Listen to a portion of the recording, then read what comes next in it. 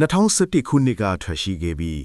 လူကြိုက်အများဆုံးဖြစ်ခဲ့တဲ့ The Intouchable ဇာတ်ကားဟာဖြစ်ရမှန်ကိုအခြေခံပြီးရိုက်ကူးထားတဲ့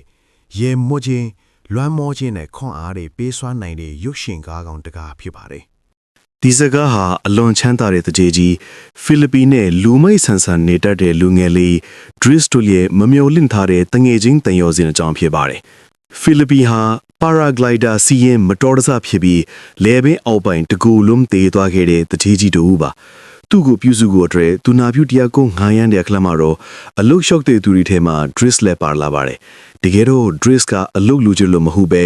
အလုတ်လက်မဲ့ထောက်ပံ့ခြင်းရဖို့အတွက်တတ်လာခဲ့တာပါ။ဒါပေမဲ့ဖိလစ်ပင်းကတော့ Dries ရဲ့ပွင့်လင်းပြီးသူ့အပေါ်တနာစရာလူနာတယောက်လိုမဆက်ဆံတဲ့ပုံစံကိုသဘောကျသွားပြီးအစမ်းခန့်အဖြစ်အလုတ်ခံလိုက်ပါတယ်။ Dries ကချမ်းသာတဲ့လူဖွဲ့စည်းကမဟုတ်သလိုစီခန်းတွေကိုလည်းဂယုမဆိုင်ကတ်သူပါဖိလစ်ပင်းကိုပြုစုတဲ့နေရာမှာဆေးပညာအရာမဟုတ်ပဲတငယ်ချင်းတယောက်လိုပျော်ပျော်ပါပါပြုစုပါတယ်တထေးကြီးစီးရမယ်တာမန်ဗန်ကအစားပြိုင်ကားကိုမောင်းခိုင်းတာဂန်ဒဝင်ဒေးဂီတာတွေကြားမှာခစ်ပေါ်အကတွေကပြတာတွေကဖိလစ်ပင်းရဲ့ပြင်းစီစီးရဘဝထဲကိုအယောင်မဆွေးတွေတွင်ပေးခဲ့ပါတယ်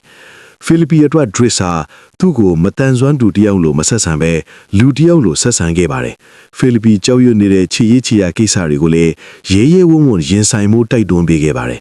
Dries အတွက်ဖိလစ်ပင်းကသူ့ကိုအနုပညာနဲ့ယဉ်ကျေးမှုတွေကိုထိတွေ့စေခဲ့ပြီးစီကံမဲ့တဲ့ဘဝကနေတာဝန်ယူတတ်တဲ့သူတယောက်ဖြစ်လာအောင်လမ်းပြပေးခဲ့ပါတယ်Dries ရဲ့မိသားစုပြဿနာတွေကြောင့်သူအလုတ်ကနှုတ်ထွက်ခဲ့ရတဲ့အခါမှာတော့ဖိလစ်ပင်းဟာအရင်လိုပဲစိတ်တကြပြီးကျမ်းမာရည်တွေပြန်ဆူးလာပါတယ်ဒါကိုသိလိုက်ရတဲ့ Dries ကပြန်လာပြီးဖိလစ်ပင်းကိုအားပေးခဲ့ရုံတည်းမကပဲဖိလစ်ပင်းအမြဲတွေ့ချင်နေတဲ့ကလောင်ရှင်တငယ်ချင်းမလေးနဲ့တွေ့ဆုံနိုင်အောင်စီစဉ်ပေးခဲ့ပါတယ်